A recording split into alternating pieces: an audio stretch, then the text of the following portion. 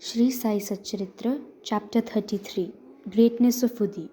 In the last chapter, we described the greatness of the Guru. Now in this, we will describe the greatness of Udi. Preliminary. Let us now before the great saints. Their merciful glances will destroy mountains of sins and do away with all the evil taints of our character. Their casual talk gives us good teachings and confers on us imperishable happiness. Their minds do not know any difference, such as this is ours and that is yours. Such differentiation never arises in their minds. Their debts, obligations will never be repaid by us in this birth as well as in many future births. Udi. It is well known that Baba took dakshina from all, and out of the amount thus collected, he spent a lot on charity and purchased fuel with the balance left with him. This fuel he threw in the dhuni, the sacred fire which he kept ever burning. The ash from this fire was called Udi, and it was freely distributed to the devotees at the time of their departure from Shirdi. What did Baba teach or hint by this Udi? Baba taught his Udi that all the visible phenomena in this universe are transient as the ash. Our bodies composed of food or matter of the five elements will fall down after all their enjoyments are over and be reduced to ashes. In order to remind the devotees of the fact that their bodies will be reduced to ashes, Baba introduced Udi to them. Baba also taught by the Udi that the Brahman is the only reality and the universe is ephemeral and that no one in this world, be he her son, father or wife, is really ours. We come here in this world alone and we have to go out alone. It was found and is even now found out that the Udi cured many physical and mental maladies. But Baba wanted to dim into the devotees' ears the principles of discrimination between the unreal and the real, non-attachment for the unreal by his Udi and Dakshina. The former, Udi, taught us discrimination and the latter, Dakshina, taught us non-attachment. Unless we have these two things, it is not possible for us to cross over the sea of the mundane existence. So Baba asked for and took Dakshina, and while the devotees took leave, he gave Udi as prasad, besmeared some of it on the bhakta's forehead and placed his boon-conferring hand on their heads. When Baba was in a cheerful mood, he used to sing merrily. One such song was about Udi. The burden of the Udi's song was this: O playful Rama, come and bring with you sacks of Udi. Baba used to sing in very clear and sweet tones. So much about the spiritual implication of Udi. It had also its material significance. It conferred health, prosperity, freedom from anxiety, and many other worldly gains. So the Udi has helped us to gain both our ends, material as well as spiritual. We shall now begin with the stories about the Udi. Scorpion sting. Narayan Motiram Jani of Nasik was a devotee of Baba. He was serving under another devotee of Baba by name Ramchandra Vaman Modak. Once he went to Shirdi with his mother and saw Baba.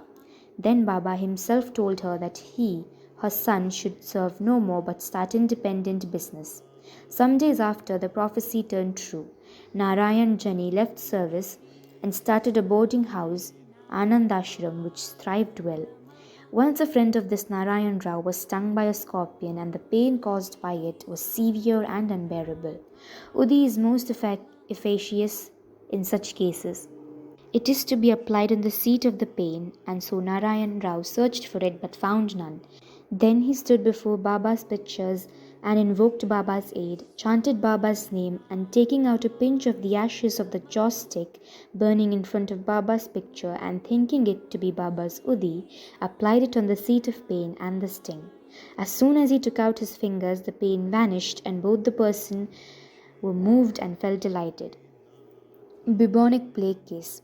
Once a devotee in Bandra came to know that his daughter, who was staying in another place, was down with bubonic plague. He had no Udi with him, so he sent word to Nana Sahib Chandorkar to send the same. Nana Sahib got this message on road near the Thana railway station where he was travelling with his wife to Kalyan. He had no Udi with him at the time. He, therefore, took up some earth from the road, meditated upon Sai Baba, invoked his aid and applied it on the forehead of his wife. The devotee saw all this, and when he went to the daughter's house, he was very glad to learn that his daughter, who was suffering for 3 days, began to improve from the very moment Nana Sahib invoked Baba's aid near the Thana railway station. The Jamner miracle. About 1904 to 1905, Nana Sahib Chandorkar was Mamlatdar at Jamner in the Khandesh district, which is more than 100 miles distant from Shirdi. His daughter, Mainatai, was pregnant and was about to deliver. Her case was very serious and she was suffering from labor pains for the last 2 or 3 days. Nana Sahib tried all remedies, but they all proved in vain. He then remembered Baba and invoked his aid. There in Shirdi, one Ramgir Buva from Baba called Bapugir Buva wanted at this time to go on his native place in Khandesh. Baba called him and told him to go to his native place in Khandesh. Baba called him and told him to take a little rest and stop at Jamner on his way home and give the Udi Arti to Nana Sahib. Ramgir Buva said that he had only 2 rupees with him and that amount was barely sufficient for the railway fare up to Jalgaon, and it was not possible for him to go from Jalgaon to Jamner, a distance of about 30 miles. Baba assured him that he need not worry as everything would be provided for him. Then Baba asked Shama to write the well-known arti composed by Madhav Adkar. A translation of this is given at the end of this work, and give a copy of it with Udi to Ramgir Buva to be delivered to Nana Sahib.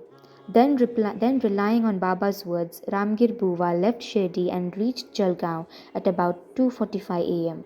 He had only 2 annas left with him and was in heart plight. To his great relief, he heard somebody calling out, "Who is Bapu Girbua of Shirdi?" He went to him and told him that he was the person, Bapu Girbua. Then the peon, professing to be sent by Nana Sahib, took him out to an excellent tanga with good pair of horses. They both drove in it. The tanga ran fast and early in the morning they came to a brooklet.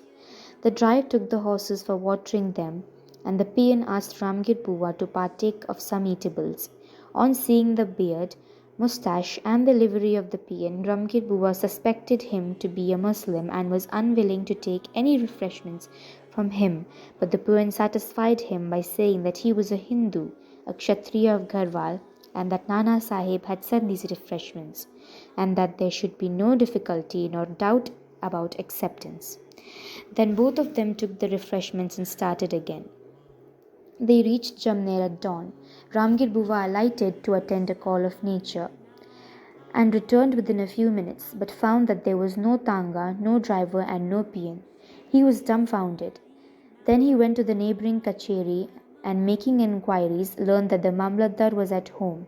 He went to Nana Sahib's house and announced himself and gave to Nana Sahib Baba's Udi and Arti. At this time, Mainatai's case was in the most serious condition and all were in deep anxiety about her. Nana Sahib called out his wife and asked her to give Dyudi mixed with water to their daughter to drink and sing Baba's Arti. He thought that Baba's health was most opportune. In a few minutes came the news that the delivery was safe and that the crisis had passed away. When Ramgir Buva thanked Nana Sahib for the peon, tanga and refreshments etc., the latter was greatly surprised as he had sent none to the station and was not aware of any person coming from Shirdi. Mr. B.V. Dey of Thana, retired Mamlatdar, made inquiries about this matter with Bapurao Chandorkar, son of Nana Sahib, and Ramgir Buva of Shirdi, and after satisfying himself wrote an elaborate article, part prose and part poetry, in Shri Sai Leela magazine. Brother B.V. Narsim Swami has also taken down the statements of first Mainatai, second Babusaheb Chandorkar, and third Ramgir Buva, dated 1st June 1936, 16 September 1936 and 1st December 1936 respectively, and then published them in his Devotees' Experiences, Part 3. The following is quoted from Ramgir Buva's statement. One day Baba called me to him and gave me a packet of Udi and a copy of Baba's Arti. I had to go to Khandesh at the time. Baba directed me to go to Jamner and told me to deliver the Arti and Udi to Nana Sahib Chandorkar at Jamner. I said to Baba that all I had was ₹2 and asked him how that could take me by train from Kopargaon to Jalgaon and next by cart from Jalgaon to Jamner. Baba said, God will give. That was Friday and I started at once. I reached Manmad at 7:30 p.m. and Jalgaon at 2:45 a.m. At that time, plague regulations were enforced and I had much trouble. I was to discover that I should do to get to Jamner. At about 3 a.m., a peon in boots, turban, and well equipped with other details of good dress came to me and took me to a tanga and drove me on. I was in terror. On the way at Bhagur, I took refreshments. We reached Jamner early in the morning, and by the time I attended my call of nature, the tanga and its driver had disappeared. Narayanarao. Bhakta Narayanarao, father's name and surname are not given, had the good fortune to see Baba twice during the latter's lifetime. 3 years after passing away of Baba in 1918, he wanted to come to Shirdi, but he could not come. Within a year of Baba's Mahasamadhi, he fell sick and suffered much. All ordinary remedies gave him no relief, so he meditated on Baba day and night. One night he had a vision in his dream. Baba, coming to him through a cellar, comforted him, saying, "Don't be anxious, you will be improving from tomorrow, and within a week you will be on your legs."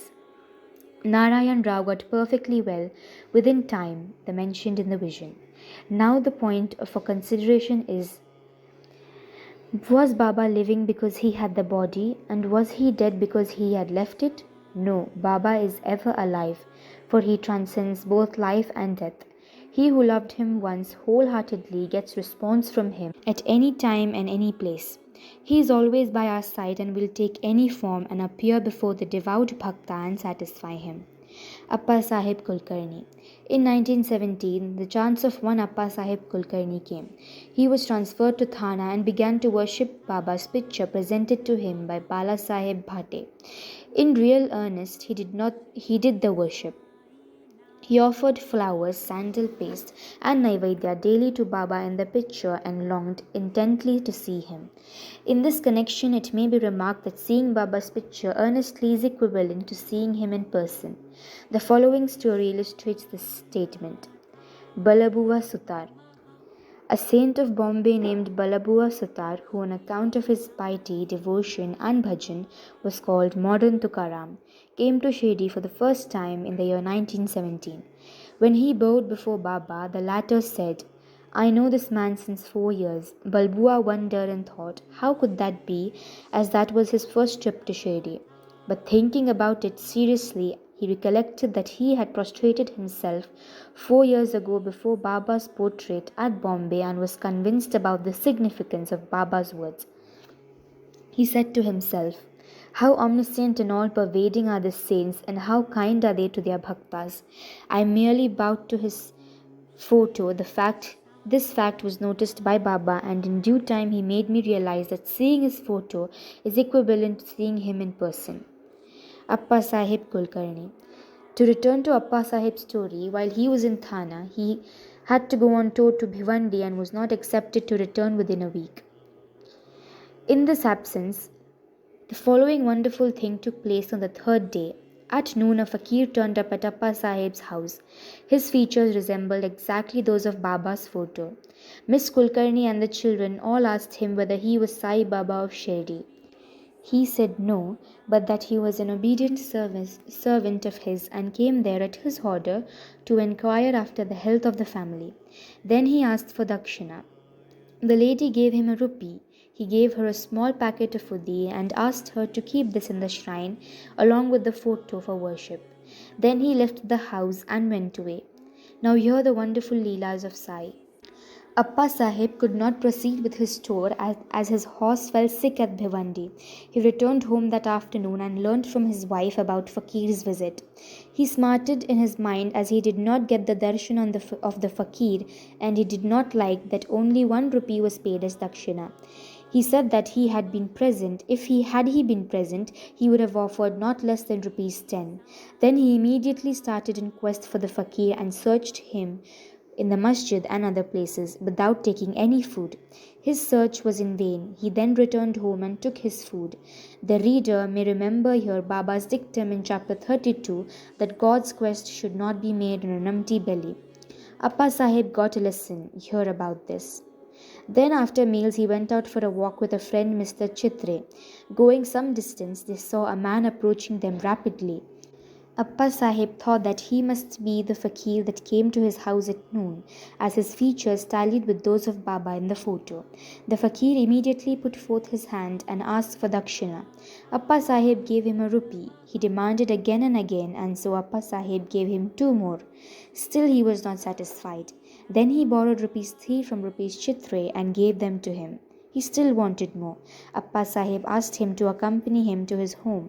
Then they all returned home, and Appasaheb then gave him 3 rupees, in all 9. He looked unsatisfied and demanded again. Then he told him that he had a currency of rupees 10. The fakir asked for the same and took it, and returned the 9 rupees in cash and went away. Appasaheb had said that he would pay rupees 10 and that the sum was taken from him, and 9 rupees consecrated by Baba's touch were returned to him. The figure 9 is significant. It denotes the 9 types of devotion. It may also be noted here that Baba gave rupees 9 to one Lakshmi Bai Shinde at his last moment. Appasaheb examined the Udi packet and found that it contained some flower petals and akshata. Then sometime afterwards he got hair from Baba when he saw him at Shirdi. He put the Udi packet and the hair in the talisman and always wore it on his arm. Appasaheb realized the power of Udi. Though he was very clever, he got rupees 40 as pay in the beginning, but after he secured Baba's photo and the Udi, he got many times 40 rupees per month and also got much power and influence. And along with these temporal benefits, his spiritual progress was also rapid. So those who are fortunate enough to get Baba's Udi should after bath apply it on the forehead and take some little of it mixed with water in the mouth as holy teeth. Haribhau Karnik. In 1917, Haribhau Karnik of Dahanu, Thana district, came to Shirdi on the Guru Purnima day and worshipped Baba with all formality. He offered clothes and dakshina, and after taking Baba's leave through Sharma, got down the steps of the masjid. Then he thought that he would offer 1 more rupee to Baba and was just turning to get up when Shama informed him by signs that as he had got Baba's leave, he should go and not return. So he started home. On his way, when he went to the temple of Kala Rama at Nasik for darshan, the saint Narsingh Maharaj, who used to sit inside the big door of the temple, left his bhaktas, came to Haribhau, caught his wrist and said, "Give me my 1 rupee." Karnik was surprised. He paid the rupee most willingly and thought that Sai Baba recovered the rupee which he intended in his mind to give through Saint Narsingh Maharaj. This shows how the saints work in unison. This story illustrates the fact that all saints are one and shows how they work in unison. Bow to Shri Sai, peace be to all.